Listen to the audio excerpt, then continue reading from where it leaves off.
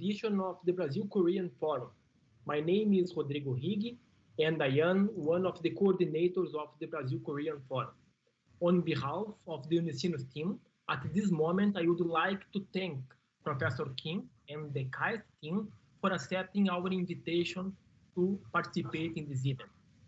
Unicinos has elected South Korea as a strategic partner, so maintaining a partnership with those institutions in that country for over more than 10 years. In this way, the Brazil-Korea Forum is a traditional international event that celebrates the partnership with research, science, and innovation between the countries Brazil and Korea, together with other partners such as USA and Germany that have joined us in the cooperation with the time. So, since 2011, the Forum has been active in the education and training of students and professors, focusing mainly on the topic of semiconductors and its extension to Internet of Things, sustainability, and healthcare areas. The partnership between Brazil and Korea is fruitful and has already resulted in the creation of the Semiconductors Technological Institute at Unicinos, as well as in a close academic mobility at both undergraduate and postdoctoral levels. This year, the Brazil-Korean Forum takes place entirely in a virtual way through a cluster of workshops and panels. So, at this moment, I would like to invite all participants to watch a short video of the main achievements of this Brazil-Korean partnership.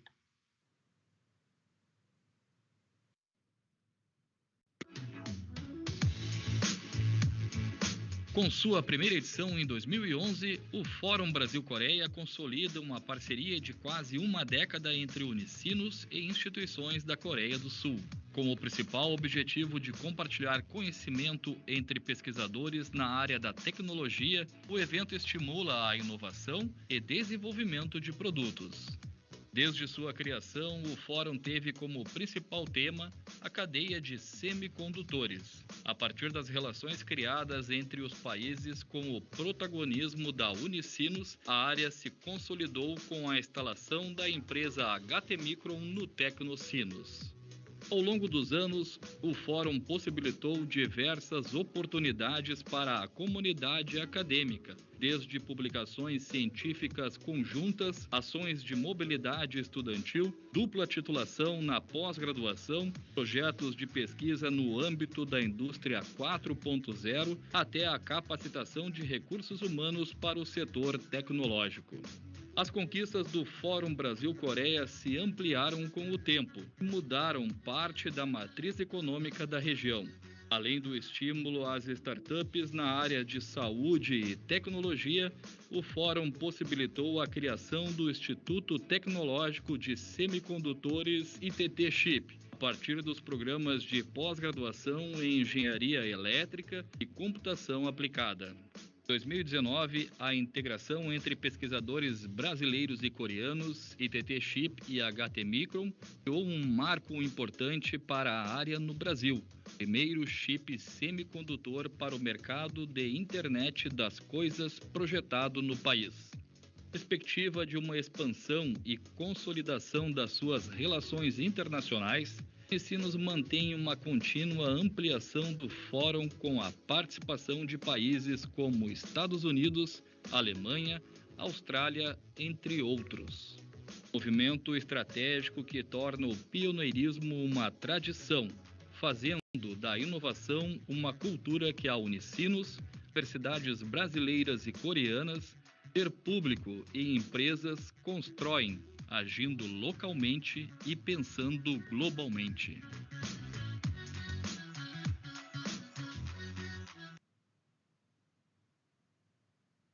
Welcome to the Brazil-Korean Forum, and at this evening, we will have a workshop between KAIST University and Unicinos University.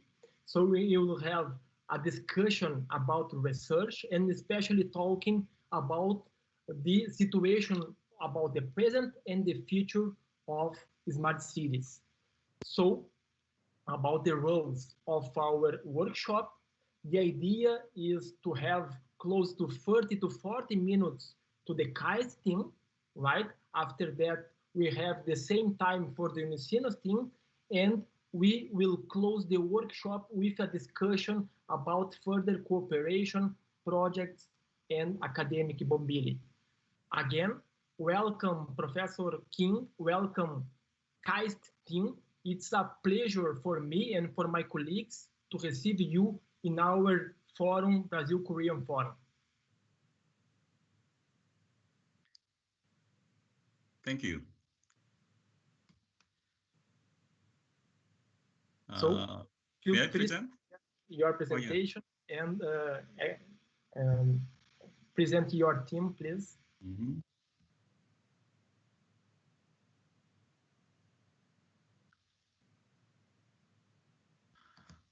Okay. Can you see my presentation materials?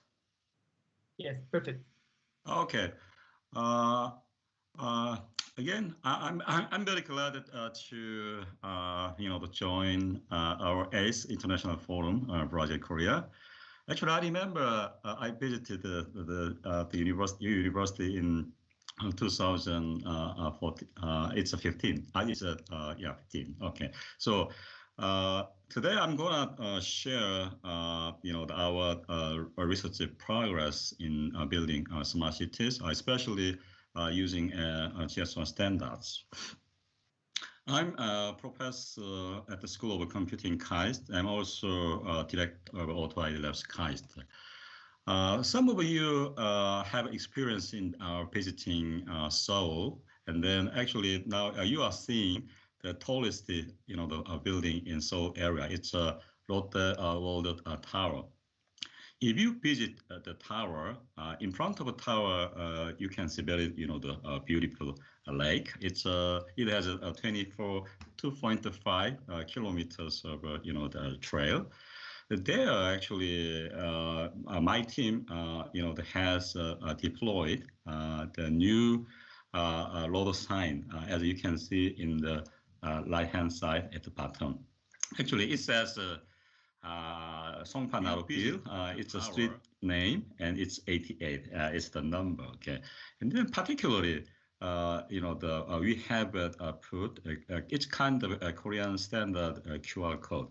This QR code actually has encoded the GS1 standard code of our street addresses. Okay, so the visitors, like our Brazilian friend, if you scan, this QR code, then you can find a variety of, the different services which is provided in this spot. Okay, so that's actually I'm gonna, share today. Excuse me. Oh, I'm sorry. Let's see. Okay. How can okay. Actually, there are many different definitions of the smart cities. According to the ITU, ITU defines a smart city as an innovative city that uses ICT technology to improve the quality of life and also, achieve the effectiveness of the city operation and services. Also in Korea, Ministry of Land, Infrastructure and Transport is govern the development of the smart cities. They do have a similar definition of the smart cities. So smart city can be implemented using information and communication technologies. As you can see in the left-hand side, it's a water cloud. Smart cities, many people, think about, the IoT data and also smart, and also the important thing is a standard. So I'm going to talk about the data and a standard. Okay, so smart city services actually nowadays people say the smart city as a data city. So data is very important. So we have to collect a lot of different data from the cities, and then data will be stored in a cloud. And then using AI and deep learning technology, we can build smart city services.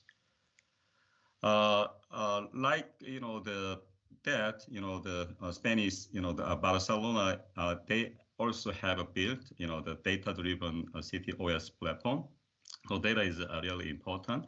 So they actually using those city public data.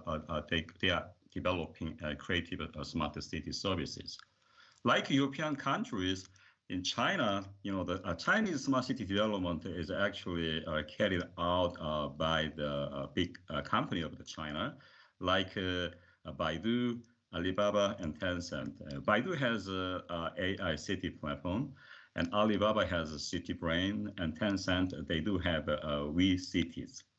Actually, it's interesting, to see the definition of the city by Tencent. Actually, C stands for culture, I stands for innovation, T stands for technology, and Y, you. So, the us people is very important when we are building a smart city. Let me introduce our Korean smart city project. Actually, Professor Kim, sorry, can you hear me? Oh, yes. Okay, sorry. We cannot see your screen. I believe you're not sharing with us. Can you try to share again, please? Oh, I'm very sorry. No, it's fine. Oh, okay. You couldn't see my screen. Yeah. We could see the first two panels probably.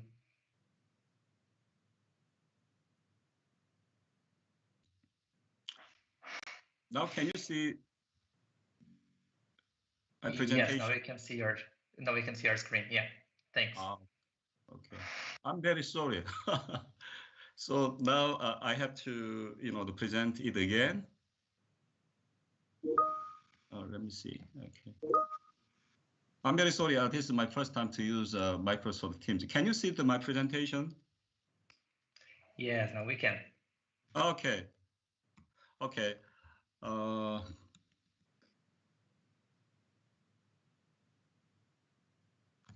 Actually, you can see my presentation, right? Actually, in Seoul, when you visit Seoul, the highest the building, tallest building in Seoul is actually Lotte World. In front of the Lotte World, there is Seokcheon Lake, a very famous lake.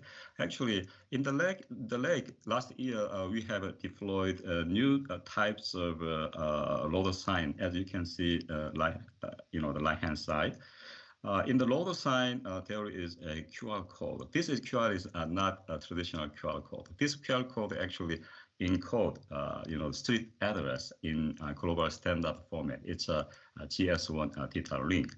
The visitors, when they scan the QR code, actually they can access, the city services, which is provided by the city, and also the services developed by the company and also citizens. Okay, so that's actually eventually I'm going to explain how this kind of stuff could be implemented using GS1 standard technologies. Okay, so.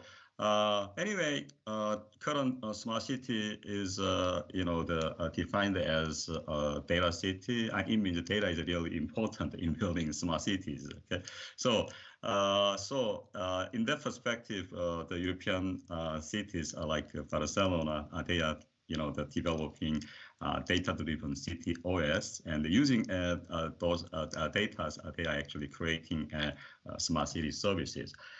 Chinese cities also are doing the same thing. For example, Chinese company, a big company like Baidu, Alibaba, and Tencent, they do have their own, the smart city platform.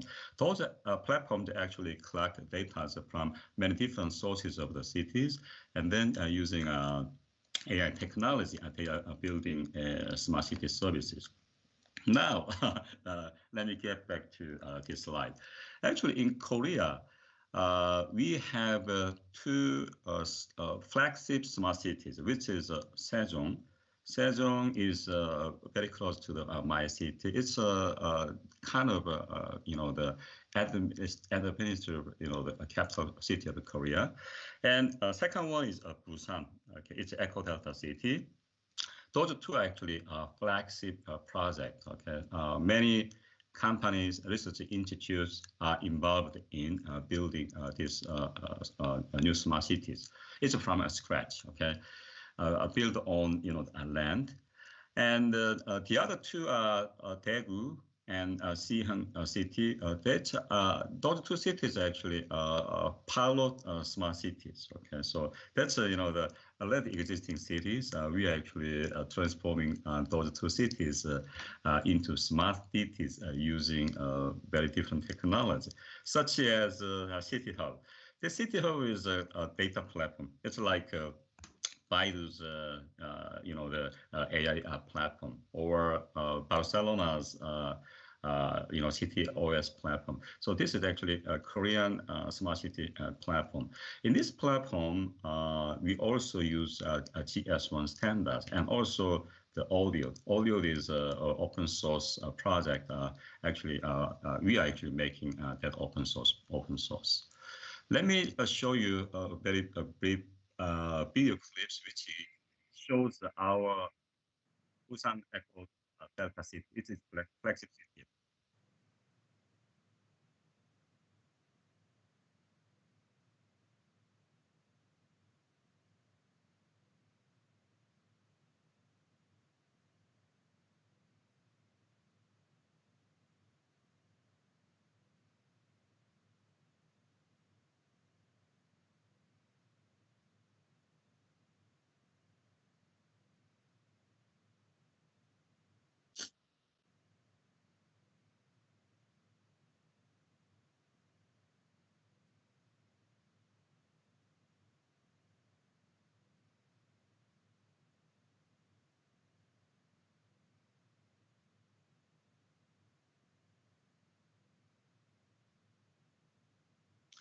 So actually, this city,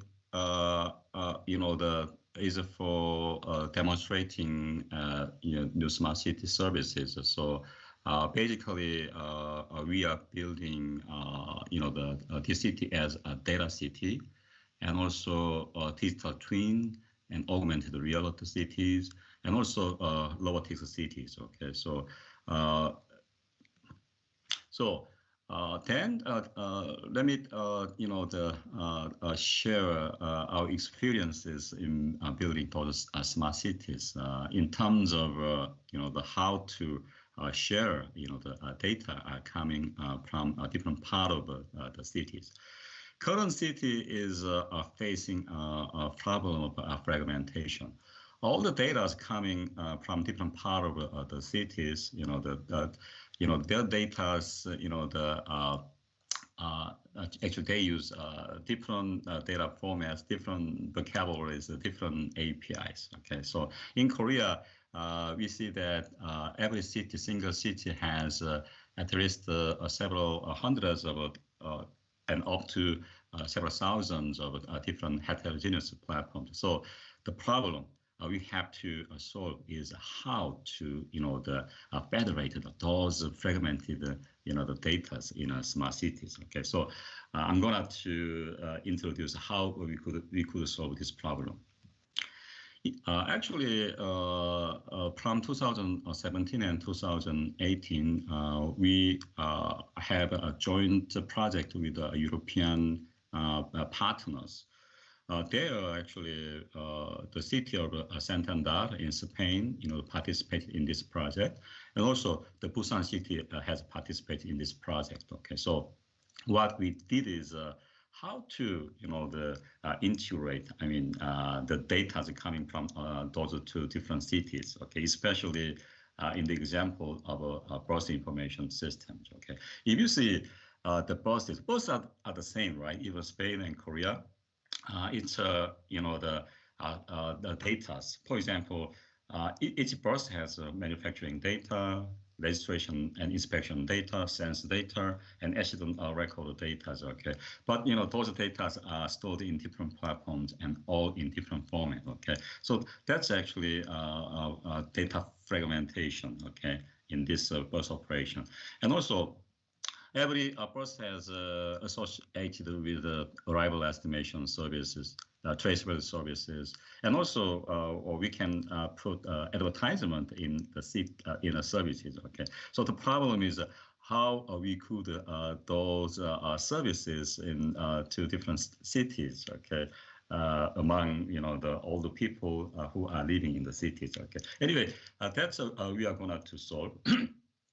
The problem is when we would like to try to share data, we found a problem. For example, in Korea, 15 number of different cities has a bus line number 100. Okay, so if we wanted to record the event such as, okay, I get on the bus number 100. Okay, but number 100 is actually not globally accepted. I mean, we don't know in which city we get on the which bus. Okay, so that's kind of the problem. Okay, and also bus stops in Korea we use a 5-digit, for example, 430 Okay, so those 3 different cities also use the same stop ID number. So that's kind of a fragmentation of IDs, and also they use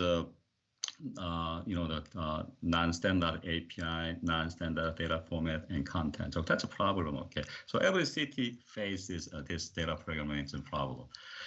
And then now I'm gonna to show the second problem. It's about service sharing. Near my university, this coffee shop cafe is my favorite cafe. In front of this coffee shop, there is a bus stop. And then in Korea, many bus stop has this QR code, but this QR code is not standard. Okay, this one is taken several years ago. I tried to scan the QR, and then it couldn't direct me to services. Okay, because probably service URL link has been moved or service has been broken. Okay, so actually, why we have this problem is QR code is non-standard. Okay, so QR actually encode the server's URL addresses. Okay, so that's actually has a problem of scalability. What people want to have is when we know the bus stops, then we want to get the many different city provisioning services. So actually, the GS1, this is global standard one, we are helping to solve this fragmentation problems. Let me introduce briefly about our GS1 standards. It's a non-profit organization. We are actually building a common foundation standards for business and industry by uniquely identifying objects and capturing data and automatically sharing those data among different countries and different companies. Okay, and there are 15 member organization. In Korea, we do have a GS1 Korea, and in Brazil, you do have a GS1 Brazil. GS1 Brazil is very active in developing new services using a GS1 standard. This year, actually, you did have a GS1 Samba Festival, something like that. Okay, so now this standard is used in more than 170 countries, and there are more than 2 million companies and organizations are members of GS1 standard. GS1 actually make a standard on, for example, barcode, EDI, and RFID, and blah, blah, blah. Actually, in KAIST, together with MIT, Cambridge, ETH jury, and the Fudan University and Keio University of Japan, and KAIST is running Auto ID Labs. That Auto ID Labs is actually a partner of GS1, Global Standard 1. The IoT terminology Internet of Things actually was coined by Auto ID Labs in 1999. It's 20 years ago. Okay, so the philosophy of GS1 about the Internet of Things is like that. You know that Yuval Harari's Homo sapiens and Homo Deus. Okay, he says that how our human people could evolve. Okay, from several thousand years ago up to date. Actually, the human has actually capability of recording the experiences and also knowledge that they learned and uploading to, for example, books all the days. Now we upload our, the learned knowledge into SNS like a Facebook, right? Upload and then share. Using those data, actually, human could create new knowledge and new experience, and then record, upload, and share. Okay, that's a kind of the how a human could evolve like today. Internet of Things, same. Okay, for example, I put a robot here. Robot could also evolve. Okay, the robot create some data. Okay, so GS1, how GS1 could help this kind of robot? It's a thing, right? By identifying all the objects in the world. Okay, and then capture the data which is generated by, for example, the robot or thing, and then share those data among people and also a robot and the thing, and then use. Okay, that's a philosophy of GS1. GS1 standards actually is adopted by ISO IEC, JTC1 S31. So all the most of the standard which is developed by GS1 is now ISO standard and also IEC standard. To participate in GS1 world community, every company or organization, now we claim every city should be a member of the GS1. When you become a member of GS1, then you will be assigned GS1 company prefix. For example, here, Starbucks. They do have a GS1 company prefix. 076 is United States, and 2111 is a company code. So every company in the world recognize this number as Starbucks GS1 company prefix. Then Starbucks could actually assign the product code, okay, for this, the tumblers. And then this tumbler has a unique ID, which is identified by the world. Okay, so country code, company name, and then reference number. In medicine, they do have, the serial number also. Okay, every boxes of medicine they could be identified as a single instances. Okay, so anyway. This is a very basics of the the GS1 code. Actually, this the tumbler has the barcode, which is called actually GTIN. This is a global trade item number. Okay, this is usually barcode we call. But as well as this global trade number, actually GS1 provides 12 different types of the identifiers, including GTIN and asset identifier, global returnable asset identifier, and global individual asset identifiers. For example, in the rental car company, they assign global individual asset identifier number to their shuttle bus. It's not for rent. Okay, for the rent car, they assign returnable asset ID, something like that. As well as this asset, the location number and the employees number and customer number. It's a service relationship number or a document number, coupon number, or box number, something like that. So GS1 standard has a plentiful of identifier type, which can be used for identifying smart cities. For example, this is Hong Kong. Okay, so Hong Kong, here, very famous Jenny bakery cookies, they will be identified as a global trade item number. Or Hong Kong Space Museum, they can be identified by global location numbers. Okay. Or if you visit Hong Kong Disneyland, the discount ticket will be identified using global coupon numbers.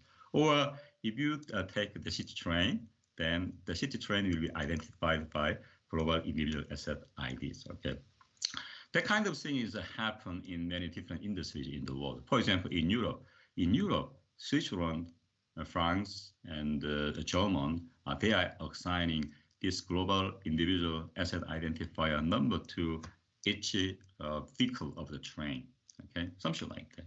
So if you apply this to the smart cities, okay, then smart city resources, for example, city services, electricity charging services, or shareable bike could be assigned globally returnable asset identifiers, and the bus or metro, they be assigned asset identifier, or bus stop, hospital, they can be assigned global location numbers, such like that. So in Korea, currently 4 cities, Seoul, Seoul, Daejeon, and Busan, they are actually a member of the GS1. And then probably next year, all 2053 cities will become a member of the GS1. Okay, so their resources over their cities will be actually can be identified with the GS1 keys. Okay, and then let me briefly talk about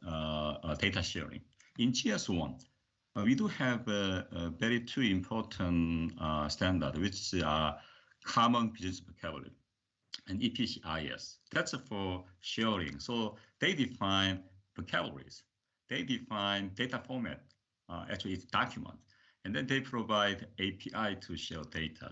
Okay. So this right-hand side is actually a standard document. It's like a book. People, write their, the experiences, okay, in information in a book. Okay. So it's like a book pages. But it's not written in Portuguese. It's not written in Korean or English. Okay? It's written in GS1 standard language. So, for example, here, AstraZeneca is, the vaccine manufacturing company in the UK. They are developing vaccines, but the vaccine is manufactured probably in SK Bioscience in Korea, and then from Korea to UK using a DHL, it can be transported, and then vaccine go to France through a Rossais retail company, and then eventually vaccine will be arrived in the American hospital of Paris. Okay, so all the data generated from each company from a different country, if they record data in standardized way, okay, then data can be actually shared. Okay, to do that, in GS1 we standardize vocabulary. For example, vaccine is received by the hospital, but the vaccine has been damaged. Okay, it's like exactly as vocabulary. Okay, so that's how you can share data. So this one shows a XML document which describes the vaccine has just been produced. Okay, so when, what the vaccine, why it's produced, well, in vaccine manufacturing company location will be written. Okay, so like that, we could share data. That's for sharing of data. And second thing is how to share the services. In GS1, actually made a second generation of a barcode. Current barcode is just for checking the price of the product. Okay, but now second barcode, which is called GS1 data link, that can be encoded in a QR in standardized way. Using this link, you can actually find many different services which is linked to a product. Okay, and also there is another standard which is called ONS, this object naming services. If you give GS1 code to this naming services, this is the constructed in worldwide, and then it will give you a list of services. If you give ID of the car, then it will return how the services, how you can get the remote diagnostic services, or how you can reserve for the auto repair service, something like that. Okay, so this is for service sharing. Okay, actually in KAIST we are implementing whole digital stuffs and made it open as open source. Actually, in 2014, we have released our open source OLIOT 1.0, but at that time, this OLIOT was written on top of FastTrack, which is developed by Auto ID Labs Switzerland. But in 2016, we have developed 1.2 in all from scratch. Okay, so after we introduced OLIOT 1.2, so far more than 103 countries, more than 14,000 number of organizations, companies, and individuals have downloaded and then use it. Okay. Then now let me introduce what we are doing in Korea using our OLIOT open source project together with the government and companies. Actually, this is a very interesting project. This is the project to map postal address to the GS1 code, global location number.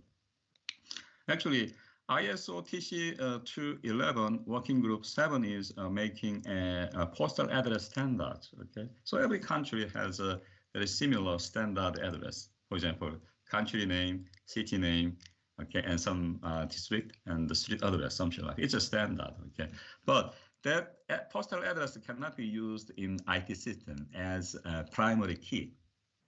To be a primary key, it should be some identifiers like a GS1 code. Okay, so what we are doing is map Korean all the postal address to the GS1 code. So we work together, Ministry of the Interior and Safety. So this is actually a building sign. I mean, it has a street address, Jungnam-no Street 243. Actually, we made a route to map whole those street address to a GS1 key. So using that address, using that GS1 key, we could integrate data. We could actually provide services based on the addresses. So this one shows that. So actually, in Korea, there are many different types of addresses. The most popular one is actually this building sign and street signs. Okay, so all building signs and the street signs, the address be mapped to the GS1 code, and also we do have national point numbers. All the Korean, the peninsula has been actually divided into a 2x2 grid. Each grid has a 10 meter by 10 meter size. That's also address. Okay, that be also mapped to GS1 code. And also interestingly, Korean government is giving address to the things. For example, elevators, okay, or bus stop, or taxi stop, or park, or the park. Okay, so that's also we call IO postal address. We also map this IoT postal address to the GS1 code. Okay, so this one shows how we. I'm sorry, this is in Korean. So this is address. Daejeon Yuseong, Daehangno Street 22. This is my building. My building has a GS1 code. In GS1 128 format, or URM format, or GS1 data link format. This GS1 data link format could be encoded in QRs. Okay. So together with the Korean government, we are building GS1 geo databases, which actually map address to geo coordinate GPS or global location number.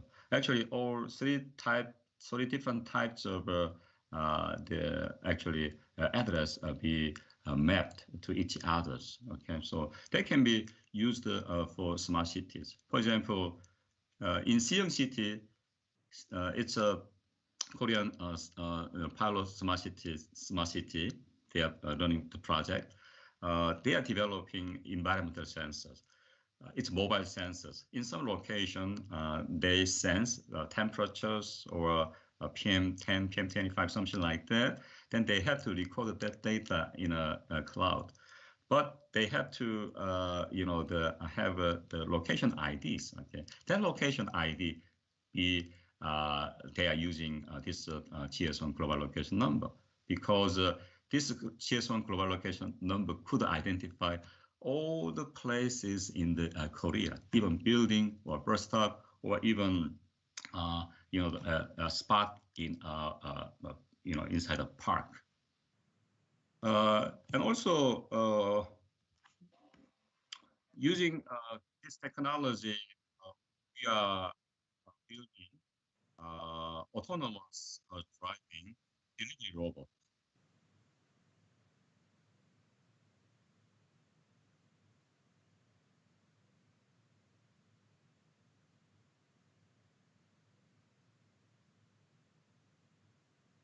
Actually, this delivery robot could pick up a parcel or coffee or sandwich at any place. Any place means it is addresses. And then it could deliver to a destination. That destination has an address, right? So we are actually exploiting GS1 technology to this autonomous delivery.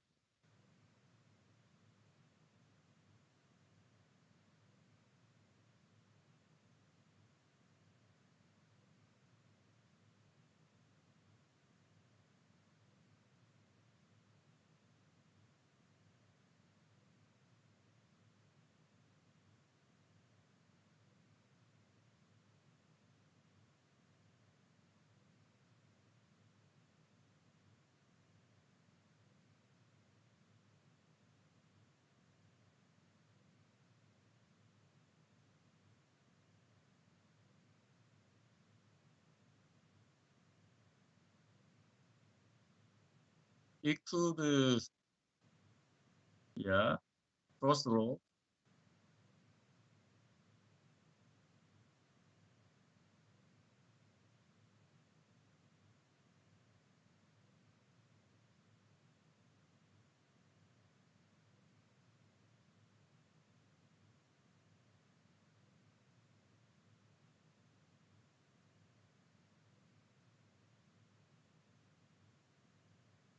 Actually, to make this robot run in a city, we have built a digital twin.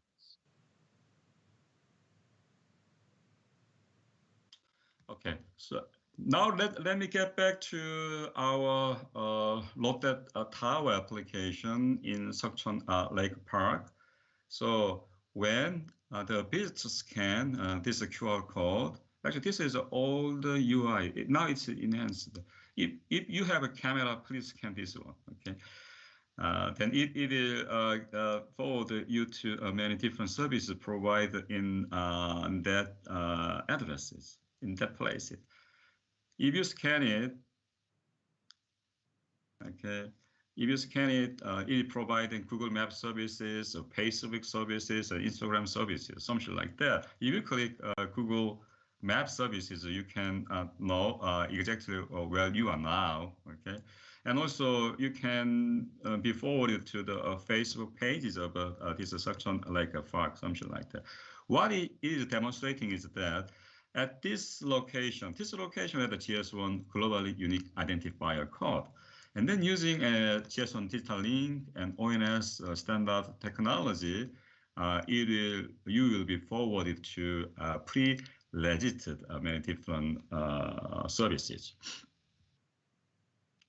And also in Seoul, our national Follow Smart City project, actually this city has 920 bus stops. Every bus stops we put this, the IoT address plate, we call it, okay?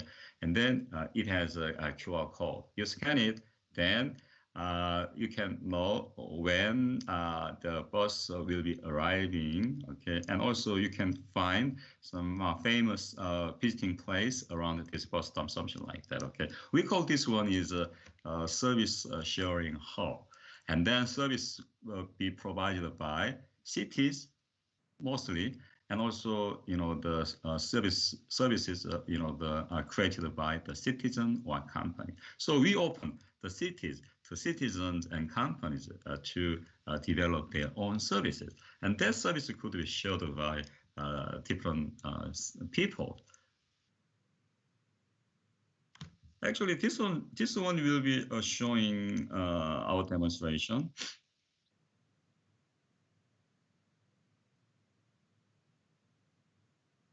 It's in Korean.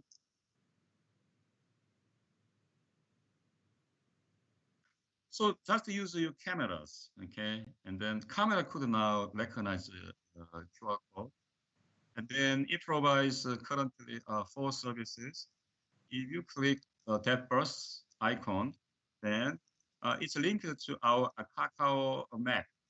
Then you can see which bus will be arriving in any minute, okay? Or you can click Google Map. Visitors, you know, for example, foreigners also could know the current exact, you know, GPS coordinates of places. Or you can click YouTube's, then some favorite place around this bus stop could be shown. And also, okay, this is a digital twin. Okay, so we have, together the company, we have built a digital twin of the cities. This is a demonstration, some simulation, how wind flows, okay? And also here, every building, every spots in this, you know, the city be assigned GS1 numbers. Okay, by clicking the building, then associated services, which is linked to that building, you can access something like that. Okay, probably that demonstration will be something. Okay, so we wanna assign GS1 code to every object you can find, or this is bus stop, okay, in the cities. Okay, let me conclude my talk in 5 minutes, a little bit behind the schedule. Okay, as well as smart city project using audio, we are participating in several international projects, such as Global Dialogue on Seafood Traceability. That GVSD project was actually sponsored by World Wildlife Fund and IFT, big organization, international organization, to provide, you know, the safe seafood to world people, and also to save the, you know, the marine animals. Okay, so using a GS1 standards, okay, so we could track and trace all the seafood, all the animals, okay, from sea, from you know, from aqua farms, okay, to your plate. In use actually GS1 standards. Actually, we are participating in this project as an advisory member, and also audio is also used in this project. Last year, in October 2019, we participated in a hackathon, which was held in Köln, Germany, and Bali, Indonesia. Actually, in this hackathon, actually, we provide audio open source project, okay, for the participants. And also we participate in European Horizon 2020 project. It's Internet of Food and Farm, okay, for edible dairy, fruit, vegetable, and meat. Okay, this is kind of smart agriculture. In this smart agriculture, we also have to have a way to share data. For example, to track and trace meat. Okay, so we are participating in this project. Audio is in use, and also we work together with Fireware is a European IoT platform which is used in many different services. For example, smart city project or smart farm project, something like that. What we did is how we could make those fireware and GS1 platform be interoperable. Okay, so we have come up with mediation gateway function, and then we implemented it. And then that implementation is now a part of fireware open source, which is declared in last October in Berlin.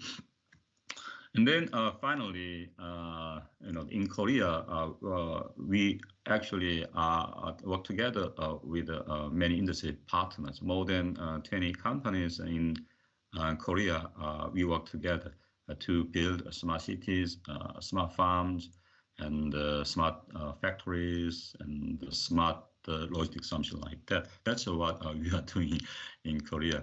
And also, I'm a member. I'm a member of a co-founding group of Urban Technology Alliance for Smart Cities. Actually, this is a new alliance which was established last December in Geneva, Switzerland. Okay, so this is a kind of alliances to promote cities and companies and the universities work together to build a global scale smart cities. In the perspective of technology, we do have 5 working groups: technical working group, testbed, sustainable business, and social working group. Okay.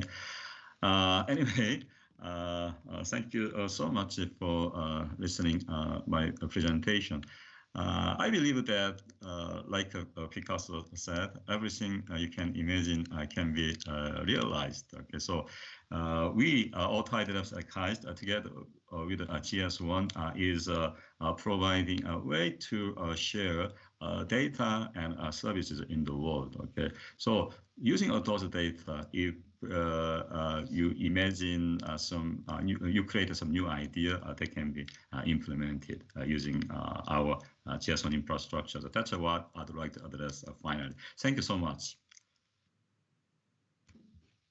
Thanks, Professor Kim, for your great presentation. I took note about several issues here to question you afterwards. So in this moment, following our roles, we have our presentation from the Brazilian team. So in this moment, I will upload the presentation. Only a second. Let me try.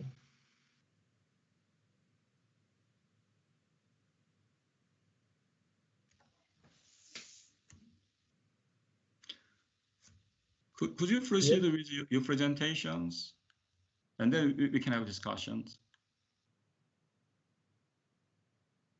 Excuse me, the sound was cut. Can you see my presentation? No. No?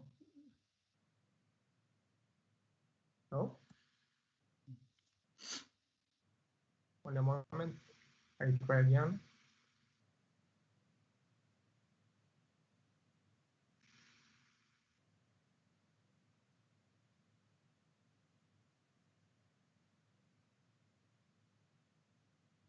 And now? No. No, not yet.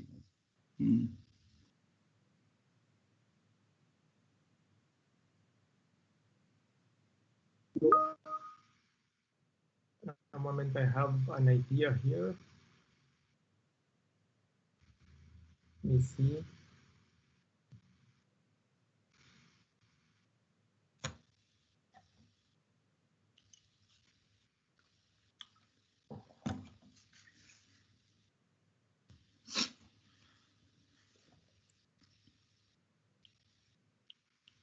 Almost there.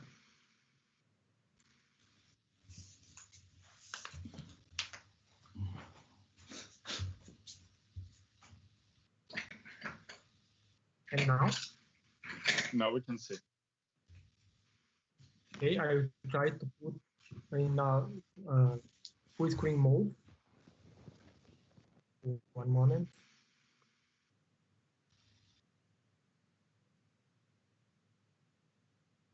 And how about the full screen? Is it in full screen or not? Yes, it is. Yes. Okay, perfect. Oh, I am so sorry for the delay, so technical details. And well, considering our team here from the Brazilian side, well, I am the coordinator of the Applied Computing Graduate Program, and I am here together with my colleagues, Professor Rodolfo Antunes, Professor Rafael Kunst, and Professor Gabriel Ramos. And we together, we will talk about some slides regarding our research group named Software Lab. So Software Lab is Software Innovation Laboratory. And we have here some slides to show you our research. Well, so our innovation laboratory has more than 16 years of applied computing research projects with industry. So we have more than 40 software registered in patents, and we are a multidisciplinary team, and we have more than 200 students involved, considering the levels of undergraduate, master, and PhD. So here we have some photos about our lab. And here I would like to show you our partners. Well, in the upper hall, we have some companies like Siemens, Dell, SAP, HT Micron. So HT Micron is like a hand of a Korean company named Hana Micron. And in the middle, we have some hospitals. So for us, it's very, very important to work with hospitals because in the hospitals, we can test our models and our prototypes, and also we can collect data to run our algorithms. So here we have Hospital de Clínicas, Santa Casa, Moinhos de Vento, hospitals, and so on. And in the bottom, we have some Brazilian agencies that helped us with funding. And also we have some institutions from Germany like Medical Valley, ZIMT, and FAU University. Well, here we have a roadmap of the main areas that we are working. So we have divided in 5 main areas. So Internet of Things, artificial intelligence, distributed applications and cloud computing, mobile ubiquitous computing, and health applications. That's not my idea to show you details about each branch here, but the idea here is to show you an overview of our applications. Well, in this moment, I would like to pass the token to my colleague, Rodolfo, that will explain us some details about research on health informatics area. Okay, can you hear me? Yeah, please, go ahead. Yes. Okay. Thank you, Professor Higgy. I will quickly go through our main projects on the area of health informatics that we conduct on the software lab. This first project is, the idea is to monitor the workflow that is happening on procedures on a highly technical surgical room, which is known as hybrid operating room. This is a project we had in partnership with Siemens Healthineers. This is one of their interests to monitor the workflow of these rooms, because it is a crowded room with lots of equipment and where there are multidisciplinary medical teams working together, and there is a need to monitor what everyone is doing at every moment, because the ergonomics of these rooms can quickly create even risks for patients. So it is important to understand what is happening, understand how equipment can be positioned in the room to avoiding causing risks, and even understand how people is positioning in the room if there is, for example, an X-ray being used and emitting radiation that can cause harm to the patient or the medical staff. So the idea is to use this information this workflow information to reduce exposure, for example,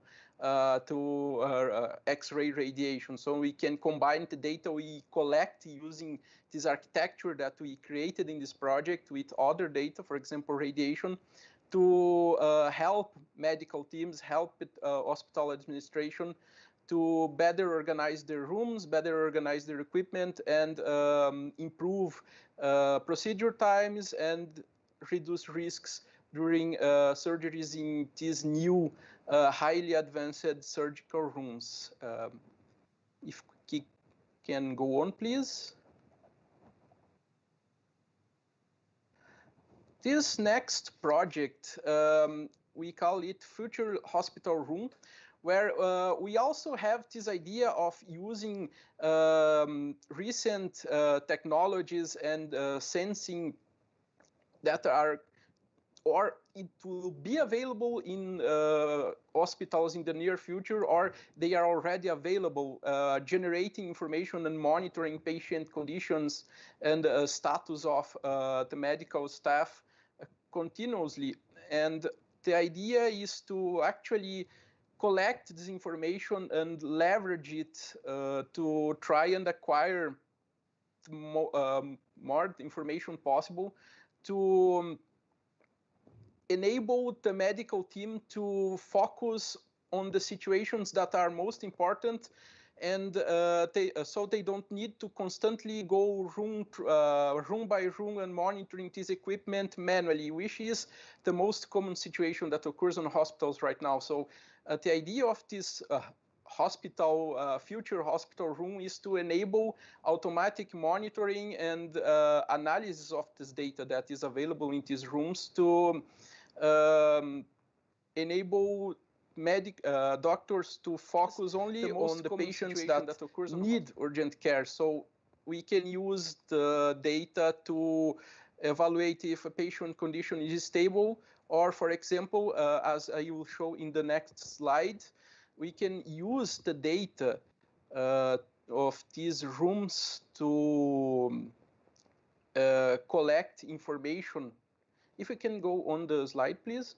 We can use these rooms, we can use the data on these, from these sensors to analyze it using machine learning and, for example, calculate risk scores that are traditional methods used to evaluate the progression of a patient or the stability of a patient. And we can use the data we are collecting from these various sensors available in these future hospital rooms to understand if a patient is stable or maybe it is he or she is progressing to a situation that may cause some kind of urgent situation. So doctors can predict, the technology can predict and help doctors prepare or even avoid a situation where a patient can enter in a critical condition, for example. All of these using this data being collected from all the sensors spread among hospital rooms and medical facility itself. So this is another project we had in partnership with some of hospitals at Rio Grande do Sul. Going on, we have another project related to information management in hospitals, but in this case, just go back one slide, please. We had one project related to the use of blockchains to share information among hospitals. The main idea behind this project is to enable patients to and the hospitals, many hospitals, to get access to the electronic health records that contain their health information. Nowadays, of course, the health records of patients are they are centralized in the hospitals. They have some kind of attendance in.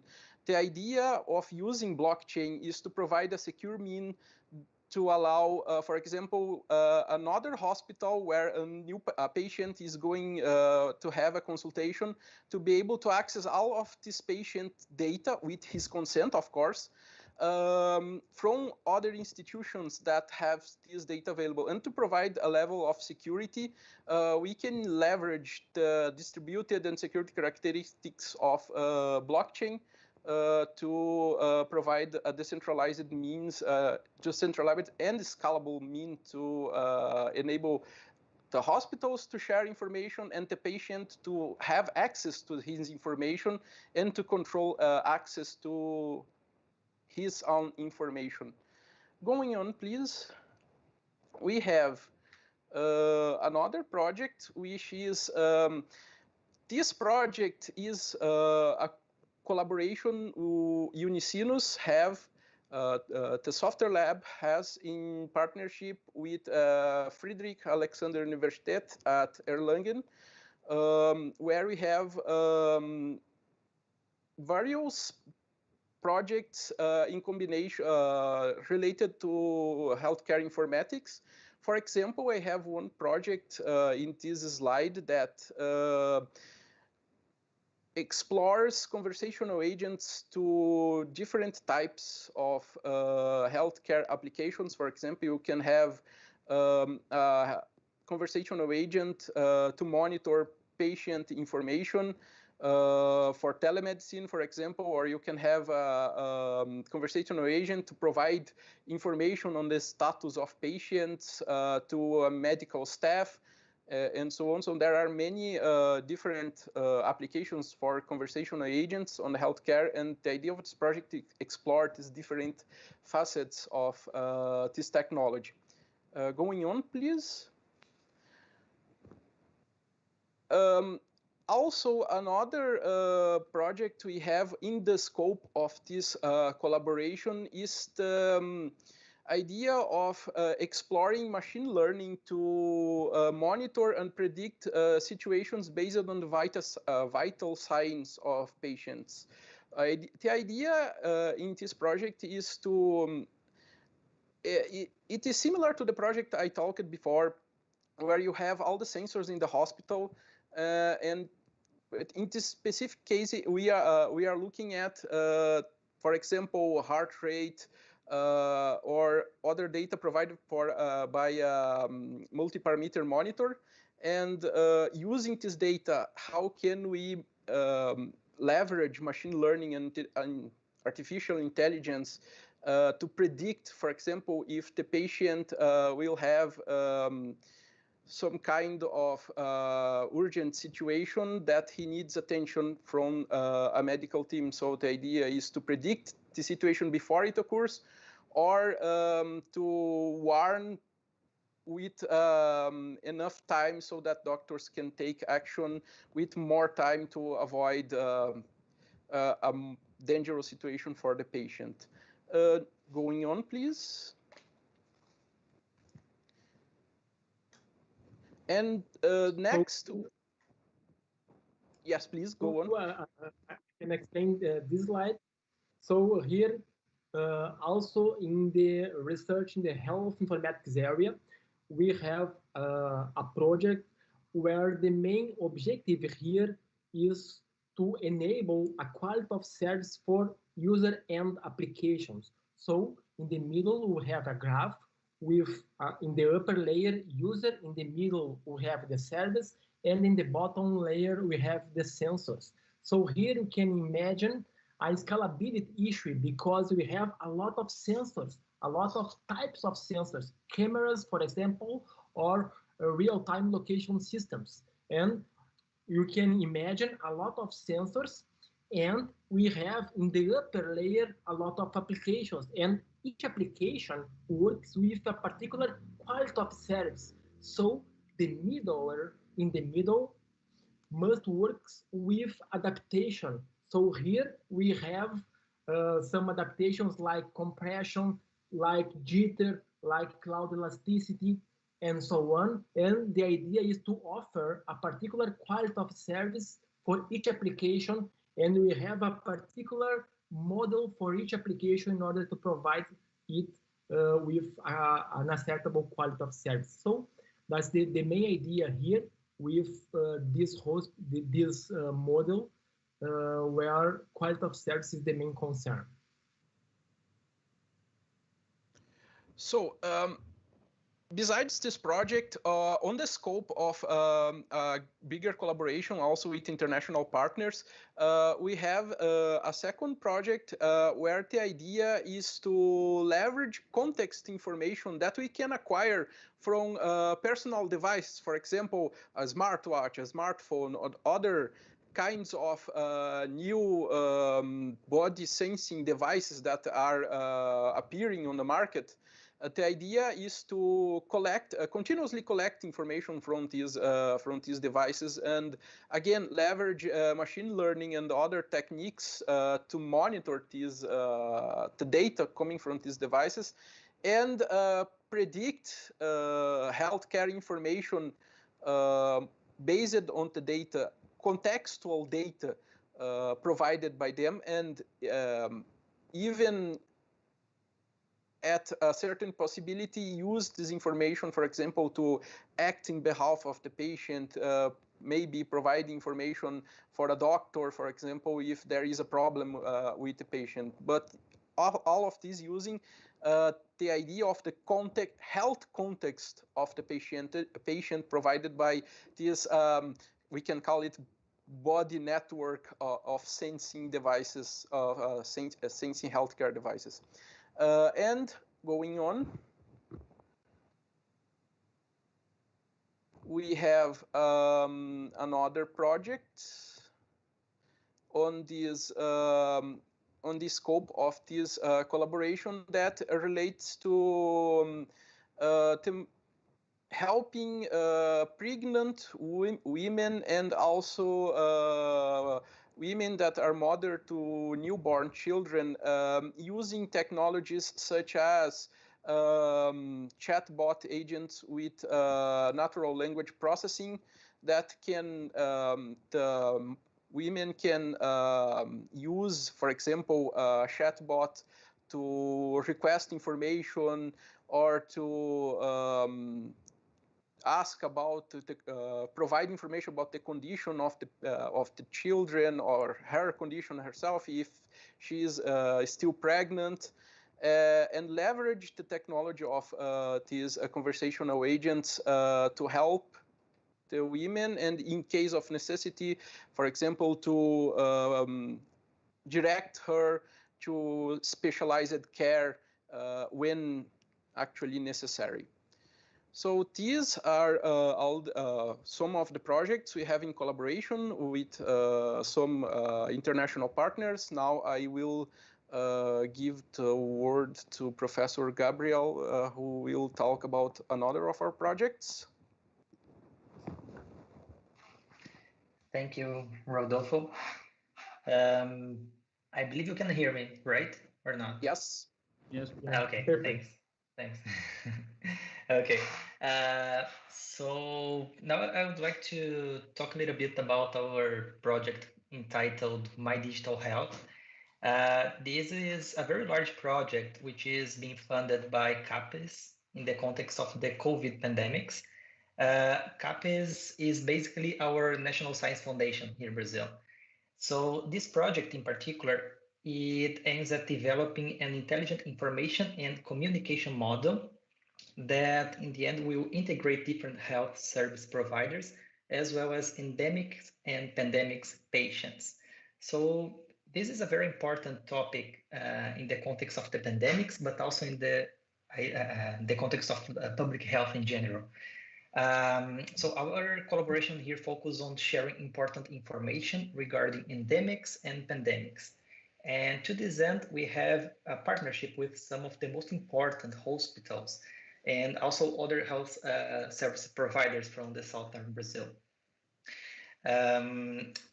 This project has basically three main fronts. The first front is focused on intelligent information and communication systems. And the idea here is to design a blockchain architecture that it will be able to integrate personalized health records using a protocol called OpenEHR. Given this bunch of integrated data, we also want to go with the second front of the project, which is about remote assistance.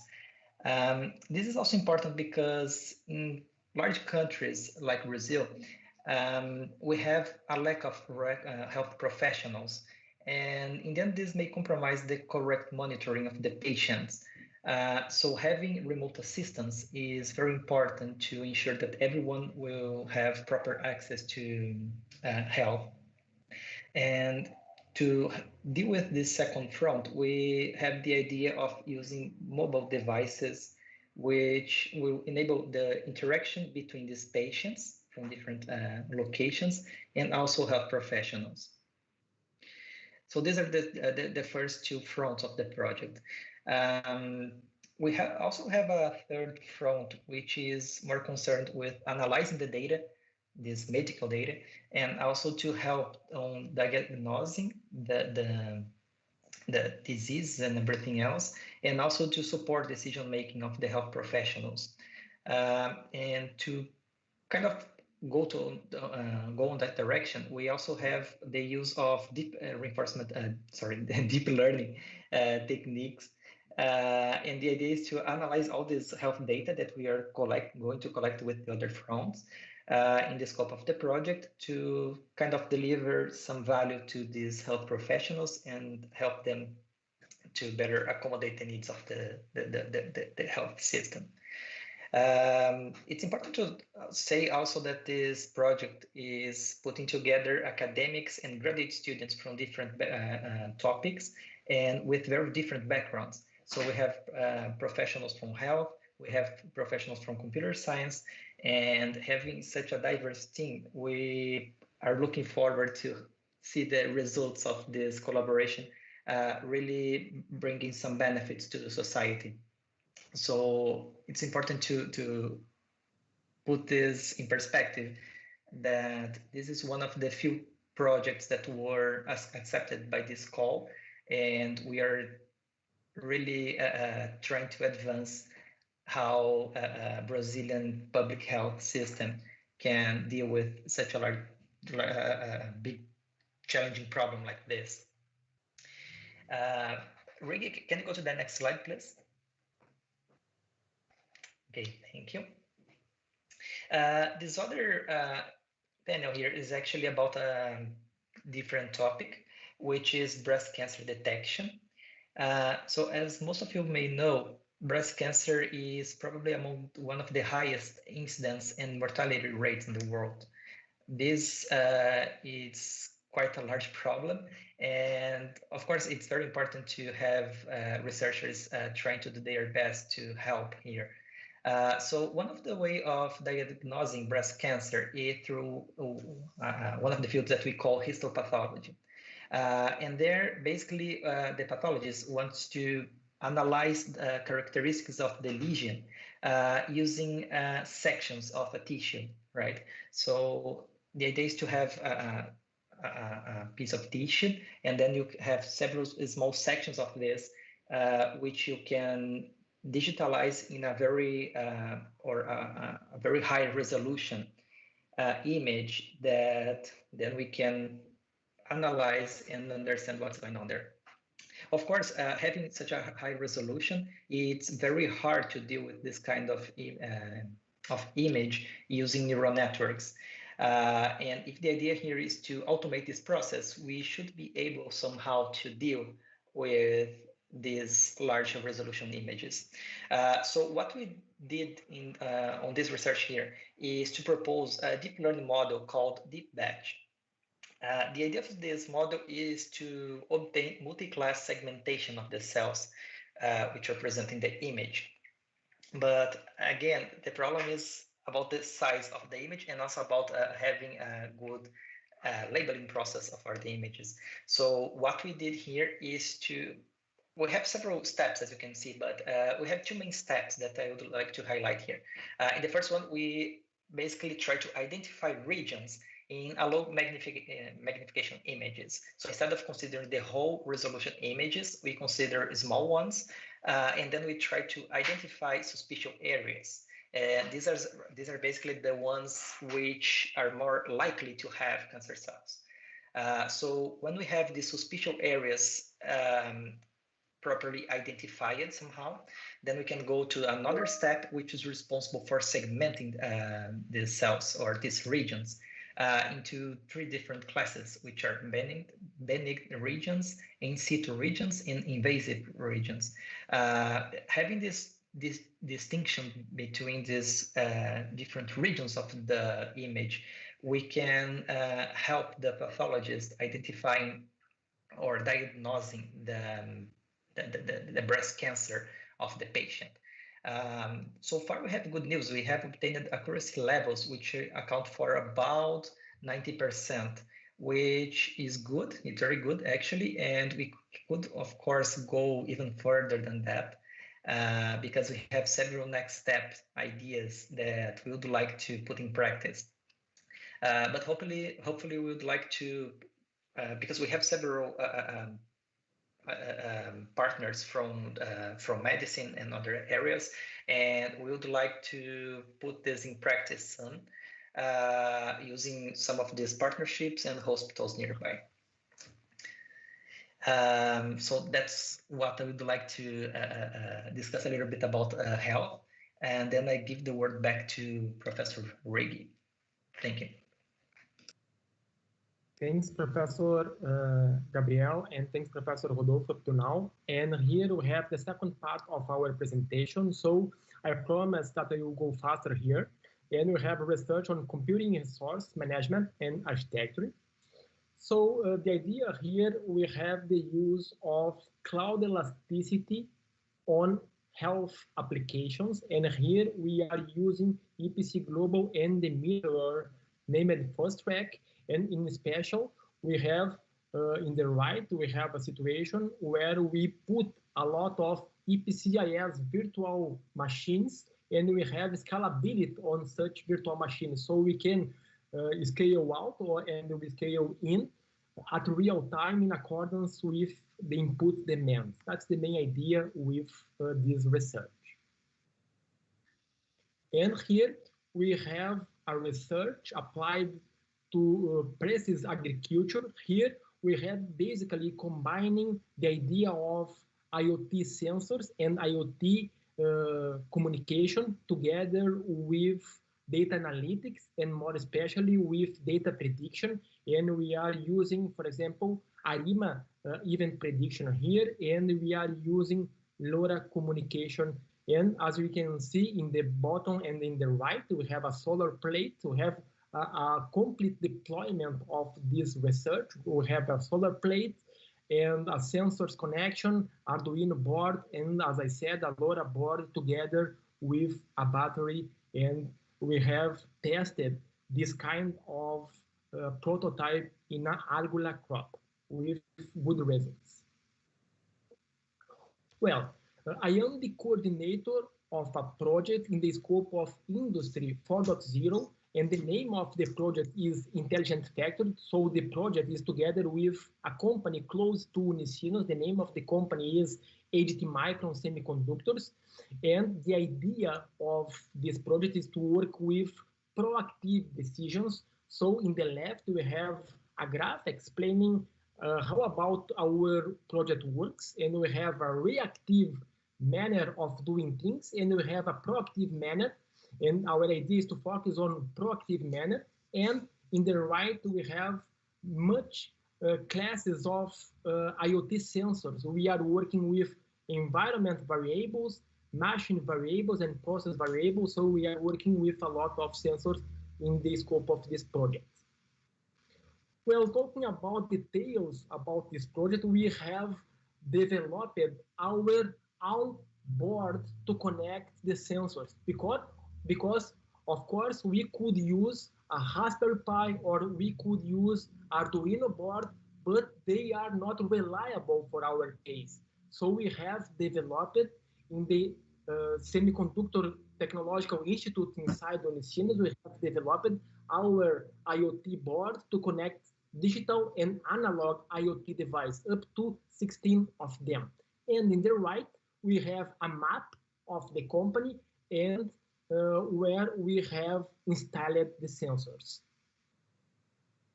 And here, the final slide for this project in particular.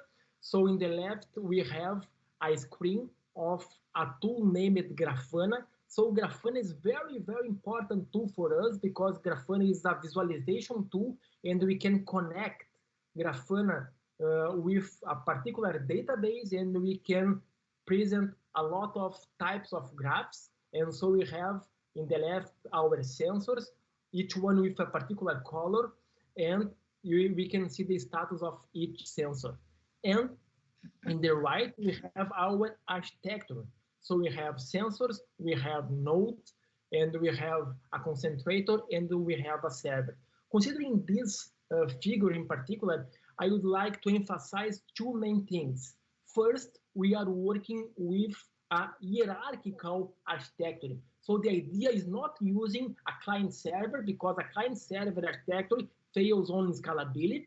And well, we could use a P2P architecture, but P2P is very, very hard to manage. So here, a hierarchical architecture is very useful for us. And the other important thing here, between the node, between the communication of the node to the router, to the concentrator, we are working with a radio frequency technology that we can change the protocol at real time. For example, in this moment, I am deploying with BLE, Bluetooth Low Energy. And okay, I have the test, but BLE is not working fine. So it's possible to change to Zigbee or to other kind of technology at real time without problem. Because in our understanding, it's very important because in the lab, we have one situation, but in the company, we could have another situation. So it's very important, the possibility to change the communication protocol, as I said.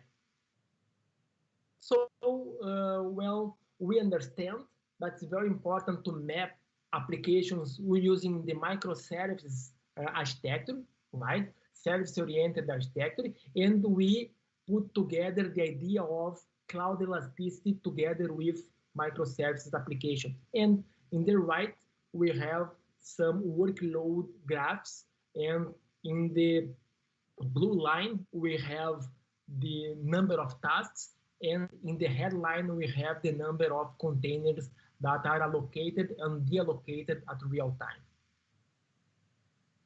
So in this slide, I have IoT data stream enrichment and analytics. And we understand that it's very important to work to migrate to edge and fog computing. Why? Because latency is very important. So we have a lot of kind of applications where latency is very important, and more especially, not only latency, but the quality of the data. So in the left, we have a possibility, a common possibility, where we are working with raw data, and we can enrich them using the cloud. But we have a gap between the IoT device and the cloud, because between the IoT device and the cloud, we have the internet, and we have a high communication latency here. So our idea is to work with fog computing, and also the idea is to use data enrichment and analytics together with the fog nodes. So here, the idea is to show you again, we are working very hard on cloud elasticity. So here we are combining the idea of cloud elasticity together with IoT devices and blockchain, because we can enlarge or we can reduce the number of computing resources at real time depending on the application demands. So that's the main idea here. And here we have a real system that we have deployed. So we have combined the idea of data prediction, Internet of Things, and milk management on their recalls, and we have in the left our architecture, and in the right we have our real deployment in a farm. So ahead, we have the idea of cloud elasticity, but here we are not applying cloud elasticity, but we are taking the ideas of cloud elasticity and we have applied in the health scenario. But what kind of ideas? The idea of elasticity is, okay, in this moment, I could enlarge the number of, for example, employees in the hospital, or I can migrate them from one room to another room, depending on the number of the patients on each room. That's the main idea here with this research. So, talking especially about smart cities, we have a research about driver assistance, and we are talking about avoiding rear-end collisions and detecting potholes. And we are working with main concerns here, because here cost is very important. And considering that cost is very important for us, we are working with the own smartphone of the driver. So we use the smartphone of the driver to connect to the cloud and to receive notifications about rear-end collisions and about the potholes in the street. So here we have a lot of algorithms for that kind of detection. So Professor Professor Ramos, please go ahead. Yes, thanks, Professor Riggi. So here I would like to talk a little bit more about this idea of traffic. So it's important to mention that urban mobility is one of the main concerns when we want to bring this idea of smart cities into practice. Most people know how living in a large city is. It's very difficult to go to your destination on time. And it's also, I mean, the amount of impact we have from traffic congestions, for instance, on the economy amounts to several billions of dollars in most of the countries in the world. And this is really a main problem here. So what we try to do here is to approach this idea of urban mobility from the perspective of minimizing traffic congestions, all right? So instead of approaching the infrastructure side, we decided here to understand how drivers behave and how can we change their behavior a little bit so that we can decrease the amount of traffic we face every day. So to this end, we used what we call reinforcement learning. Some of you may know it's one of the branches of machine learning. And here we try to understand how these drivers behave. And then we put some effort on designing a mechanisms to incentivize them to do the right thing. So as most of you know, when we need to start a trip like this, several different factors come to mind. Some of them include the travel time that we spend, the amount of money. We also sometimes want to reduce the polluting emissions.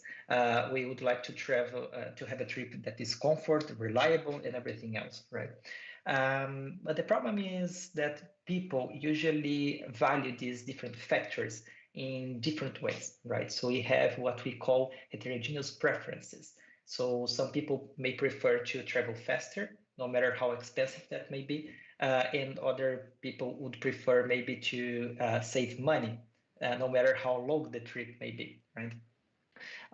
And what we try to do here is to use reinforcement learning to model exactly this decision process. So we created an algorithm that we call generalized toll-based learning that is based on the idea of tolls, right? This image to the right is from the electronic road pricing initiative that was deployed in Singapore several years ago. And our idea is a little bit different because we don't want to rely on infrastructure to make things happen. So instead, we have this algorithm that is completely distributed and it doesn't rely on this infrastructure. And interestingly, what we did is an algorithm that is able to accommodate all these different preferences of the users, and indeed it brings the ability of reducing traffic congestion to the lowest possible levels. That's what we mean by saying that the convergence to the optimum is guaranteed. In the end, this translates to, on average, 10% faster trips on the tested cases. And this, of course, sheds some light on how future trips may be, considering that we understand how drivers behave and how they should behave in order to make everyone help, in order to make everyone happy and also to promote social welfare. So that's the idea that we try to bring here. Professor Riggi? Thanks, Professor Ramos. And now we have research that is conducted by Professor Kunst. Please, Professor Kunst. Can you hear me? Yeah, perfect. Okay. Thank you, Higgy.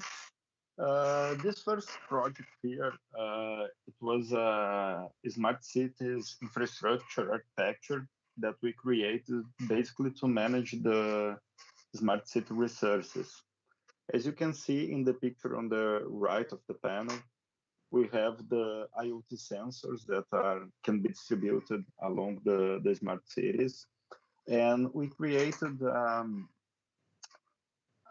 communications devices layer there that receives information from the sensors and passes to a local processing layer.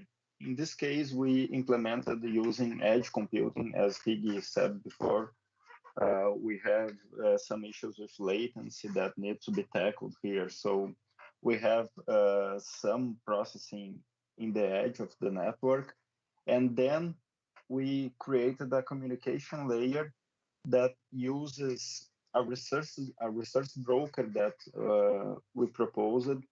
And the resource broker basically selects the best available network technology to transmit the data to the cloud platform whenever necessary. So here we are able to communicate with various kinds of wireless technologies, seeking to provide the better quality of service possible in each situation.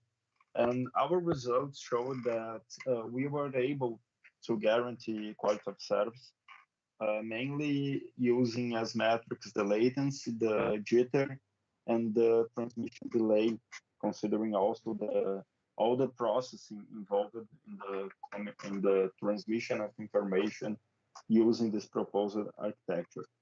We also cared about a low power consumption solution to allow the sensors to communicate longer, since we can use this architecture to provide many kinds of services like infrastructure-related services, transportation-related services, surveillance-related services, and also Industry 4.0 related services, which is one of our main goals for using this architecture. So we had some premises to follow in this case. One of them was to provide an easy way to integrate the devices and the cloud services. The second one was to guarantee the quality of service in this transmission. And the third one was the low power consumption. We were able to follow these three premises, and we are still using this management architecture to conduct other researches that are giving us results in many areas. He already showed one which involved the agriculture, We are also working on to follow improving the communication in Industry 4.0 devices. And Higgy, please go to the next slide for me to give one example of this. Okay, in this paper, we used the previous platform to create a solution specific for the context of Industry 4.0. In this case, we also wanted a QoS-aware solution. So we used our research broker, which is the one represented in the image in the very right of the slide. So our broker is composed of 3 layers. The first one is what we call the update layer. It receives information from base station and other kinds of devices belonging to different wireless technologies. It processes this data and creates what we call a usage profile assessment.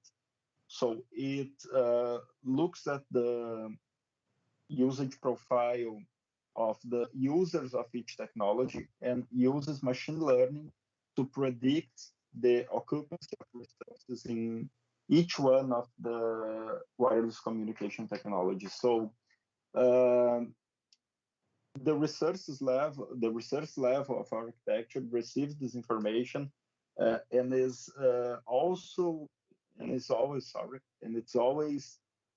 trying to select the best network to provide quality of service in a given situation. So it considers the signal to noise ratio. It also considers the amount of data that's been transmitted in the last 15 minutes, and then uses machine learning to take a decision to select the network that should provide the best quality of service for a given application at a given moment. And all this information is passed to what we call a decision level that receives requests from the users that want to transmit information, and takes the decision of to select the best network to provide the quality of service in that case. We were able in this paper to obtain about 96% of accuracy in our machine learning models. So it was a good result. We are still working to improve this result, but it was sufficient to provide the quality of service for the context of Industry 4.0. So we were able, in other words, to transmit lots of data with guaranteed quality of service. Next slide, please, Higgy.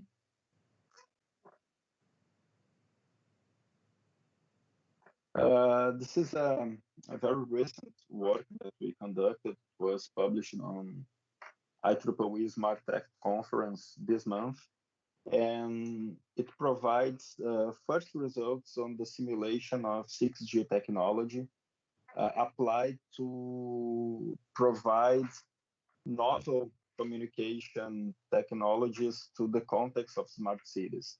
In this case, we simulated, of course, we still do not have 6G equipment, so we created a simulation environment that simulated the capture and transmission of high definition images from a city. So we simulate many different kinds of cameras, traffic cameras, even cell phone cameras, and high definition cameras installed in UAVs to collect data from a crowd and try to find a suspect in the middle of this crowd. So we had actually very good results in these first simulations. We simulated 4G, 5G, and 6G networks, and 6G proved to be up to 5 times better than 5G and up to 10 times better than 4G. in this situation, and we were able to attain latency times below 1 millisecond, even with the transmission of very heavy traffic data in this case, because we simulated up to 1,300 UAVs, each one equipped with 2 high-definition cameras. So it was even a surprising result, but we were able to manage to obtain these results, showing that we can expect 6G to provide us with large amounts of resource to transmit, and it will allow us to have new applications in the context of smart cities. So that was what I had for this moment. And Higgy, you have the word. Perfect. Thanks, Professor Kunst. And so that's the final presentation, final slide. Here we have some reference and publications, recent publications about our group here. And well, that's it. I will unshare my screen on a second. Let me see. Okay. And well, thanks to my colleagues for helping me on conducting this presentation. I am sorry for the time. So Professor Kim and the KAIST team now will have a roadmap, updated roadmap about our research. So I have some questions to you, but in this moment, I would like to open the word to the KAIST team to receive questions to our side. Professor Kim and the KAIST team, the word is with you. Oh, I'm really, impressed. Okay, you are doing a lot of, the good jobs in the university. Actually, today I just introduced our research work on the smart cities, but the most of my students are working on deep learning actually. So I see some common research interests with you, especially actually in healthcare research work. Actually, we work together with 2 hospitals in Seoul, Asan Hospital. Actually, they have the biggest data in Korean hospital. And also we work together with Korea University Hospital. What we have interest in is basically classification, segmentation, and prediction. So we see the data such as a city. For example, in a cities, the doctors want to know, for example, if we have a rib, right? Which rib is broken, which rib has a crack, something like that. Doctors have difficulty to count something like that. So they want to make that kind of stuff automatically done. So for example, in CT, we do that. And also MRI, brain cancer, and also camera data such as we put camera into blood vessels and then to find some disease, okay, something like that. And also ECGs. And these days we work together with Asan Hospital to analyze, for example, EHR, EMR data to predict disease, something like that. So we do have a very common research interest in healthcare. And also in GS1 perspective, as well as those HL7 and open EHR, something like that, GS1 is also providing a very, valuable data, because every medicine and medical device is now assigned GS1 identifiers. Okay, so for example, if you go to operation room, doctors, the patients and the nurses and all, the objects are now has a GS1 keys. So it is used to, and collect real-time information automatically, okay, using that identification systems, okay. And also, you mentioned about a real-time location system in a hospital, right? Okay, so in GS1 community, also our earlier users in China, they are actually using GS1 technology to track and trace, the medical device like sensors. Okay, that can be also good, pointer to work together. And also, we work on a blockchain because, we are dealing with the data, right? So blockchain is really important to ensure the reliability. So we work together with a Korean company who is developing a hardware engine to boost up the speed of the blockchain. So they are actually using IBM Hyperledger Fabric, using a hardware to enhance the speed. Okay, so that can be also very useful. I mean, if we work together, so you people work on some application and services, right? If you wanted to enhance the speed up, then you may try also those in hardware and software applications. Okay, and Professor Rigi, you mentioned about fast track, right? Currently, GS1, the community, we are preparing EPIS 2.0. Okay, so now almost done. Now it's internally circulated. It will be announced probably next year. And we are actually writing Olio 2.0, okay, to reflect a new standard. In that standard, we do not use XML anymore. I mean, we use JSON LD, RESTful API. And also, basically, the new standard is going to support the sensors, okay? You talk about many sensors, right?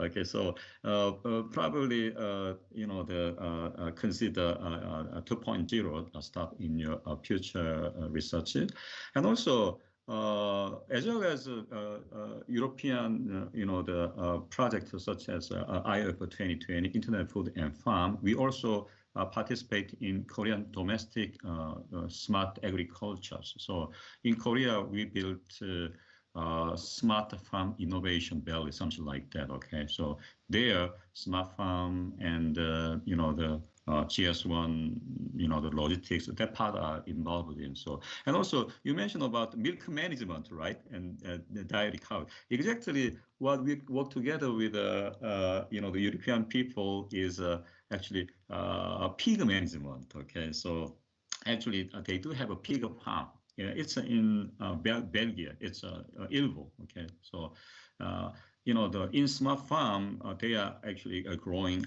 pigs. Okay, and then they use a 5-year IoT platform to run their pig farms. But the problem is, if they wanted to actually sell the pig to the mart, okay, then from smart farm to the mart, all data should be collected in standardized way. Okay, so we work together with a 5-year, pig management. Okay, so your dairy cows.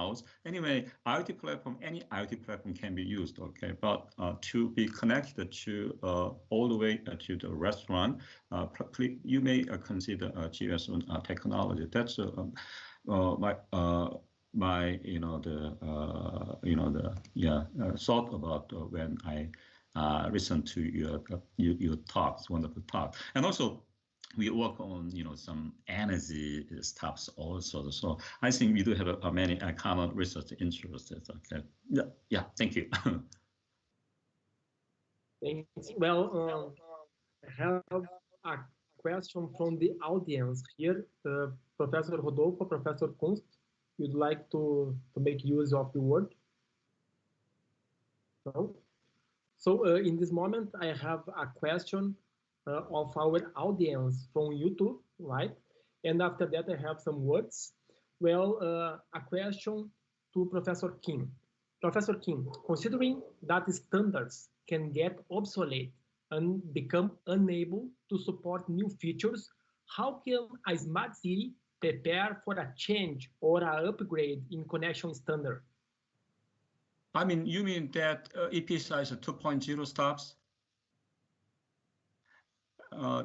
Actually, the even EPIS 2.0, they are gonna to support a new JSON LD model, but the XML stuffs, the previous one will be still in using. I mean, for example, I mentioned about the seafood traceability system. Okay, it's totally based on EPSIS 1.2. They use XML. Okay, so both XML and JSON LD will be used. Okay, but in application which standard which will be developed, later from now on, that will be using the new standard. It's actually not new standard. It's upgraded standard. So yeah, the new standard will support both old one and also new ones. Okay, but anyway, the new EPSIS 2.0 standard is supporting applications more close to the Internet of Things, because they support some sensor data, something like that. Okay, so it's better to consider the new the GS1 standards. Yeah. Okay. So I have another question regarding data privacy. In my understanding, I think that data privacy is a very big concern in the world of smart cities, right? So how are you addressing this problem? Yeah, actually, very, very, good question. Now everybody talk about the data, right? Data-driven city, data-driven government, something like that. In Korea, in the last August, we have actually, the open new data-related regulation laws. Okay, in there, privacy is really important, but if you consider privacy, we cannot do nothing. Okay, I mean, in the application service perspective. So, in Korean approaches, also in our smart city project, we use anonymization. Okay, for example, the data coming from some person, we anonymize. Okay, but anyway.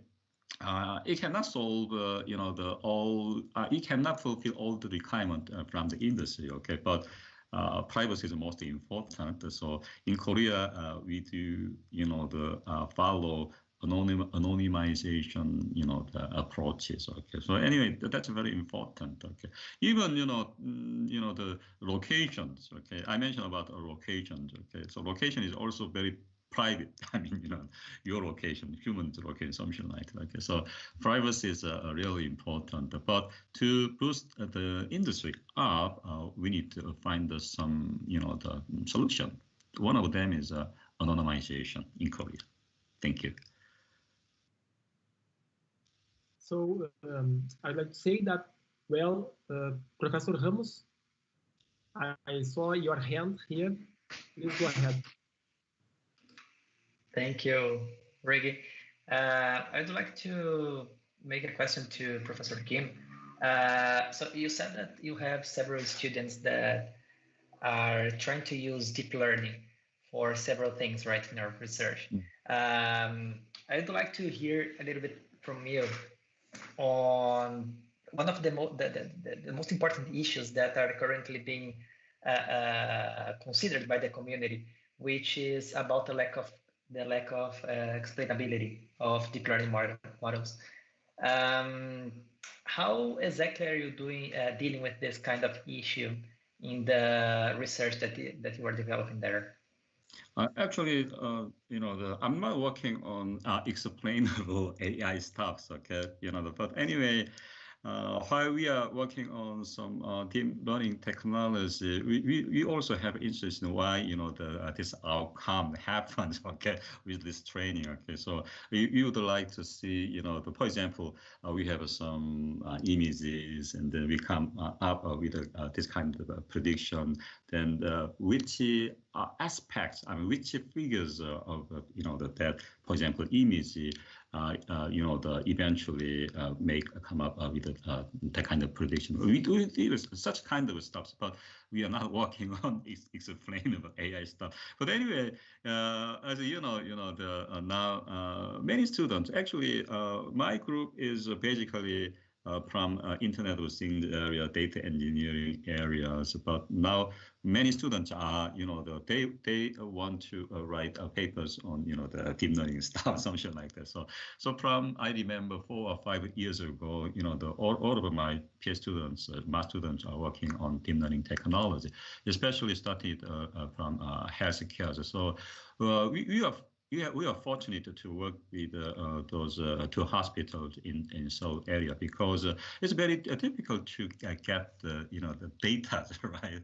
Okay, so they provide the data, and also healthcare deep learning, the technology cannot be solved by such as like IT people, right? Okay, so we come up with a very high accuracy data, but they said, it cannot be used in the clinical situation, something like that. Okay, but anyway, they help us to solve a problem with their knowledge in the clinics. Okay, but anyway, we are still working on the healthcare area, especially in deep learning. So actually, we work on, for example, CNN again. Also, we work on continual learning, something like that. Okay, but anyway, deep learning is also very the good research topics, I believe. Thank you.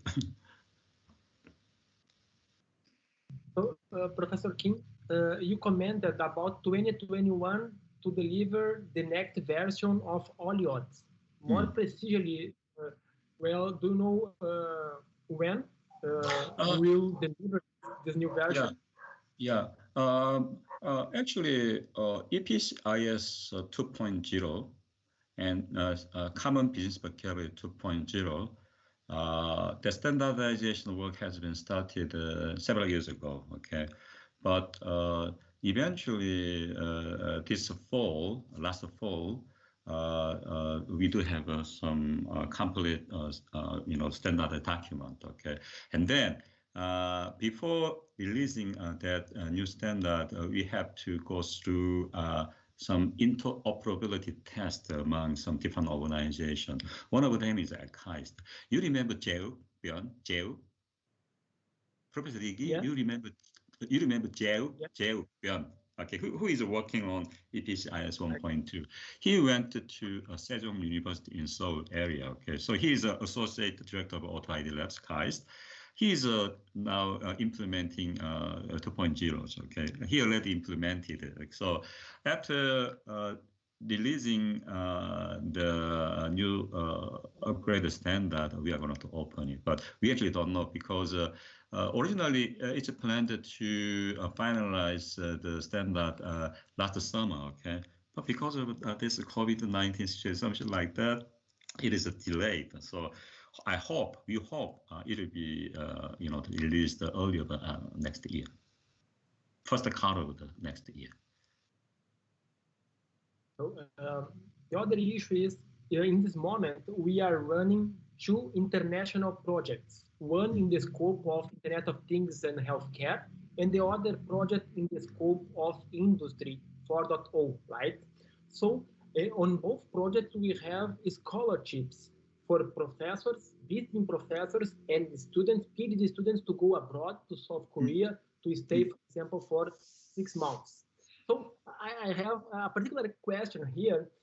What are the most important technical skills that you are seeking in a particular moment, for example, for a particular project? Could you say some words in this direction? Actually, my students like deep learning. Okay, actually, for me, the recent 15 years, I pursue, GS1 standards. Okay, so also come up with a very interesting idea. I have an interest in, the impact, our society and industry. Okay, that's my mission. So I continuously, the study GS1 and make open source, and then I work together with the companies on building smart cities, smart agriculture stuff, something like that. But I also see, that those deep learning technology could be used in handling GS1 data, because in GS1 community, we record all the data coming from different industries in one common global language of the GS1. Okay, So using a deep learning, technology, we can also train, those GS1 data. That can be very helpful. We work on continual learning, something like that. The data actually are continuously collected. That data contains, the data itself, and also they will be recorded actually automatically, in GS1 data store. So I do have interest in GS1 standard and application to the industry, and then basically linked to the some AI technology. That's I pursue. Okay, so anyway, I always welcome the visitors, students from your side. I will be ready to assist the visitors in all the ways. Thank you. So in this moment, I'd like to open the word to my colleagues for final considerations. Okay, final. And also, Professor Kim and the KAIST team would like to say some words for final considerations. Oh yeah. Actually, I'm really glad to meet you wonderful people through this the Teams internet meeting. I also learned a lot from your side. You are actually working very greatly. Work together with your industry partners. Okay, so I hope. I believe that we already met you people in 2013. I remember, right? It's already 7 years past. We are still make this connection still alive, and hopefully, in some times, sooner or later, we work tightly collaborate, okay, by exchanging students and join the project together, something like that. I want further collaboration with you. I really appreciate your introduction of your research work. Thank you so much. Go Brazil. Thank you again, and it was a pleasure for me and for my colleagues to receive you in our forum, you and your colleagues, right? And well, today we have students working with GS1, and in the future we can exchange some ideas about further collaboration in this direction. And as I said, we have scholarships for professors and students, and we can talk more about this issue, right? And again, thanks, Professor Kim, for accepting our invitation to be here with us, right? And that was our workshop for this night for us here in Brazil, morning in South Korea, right? And thank you, our audience. Thank you, Professor Kim and the KAIST team, and thanks to my colleagues to be here with me. That's the end of the workshop. Thank you. Thank you very much. Thank you. Have a nice day there. Good night.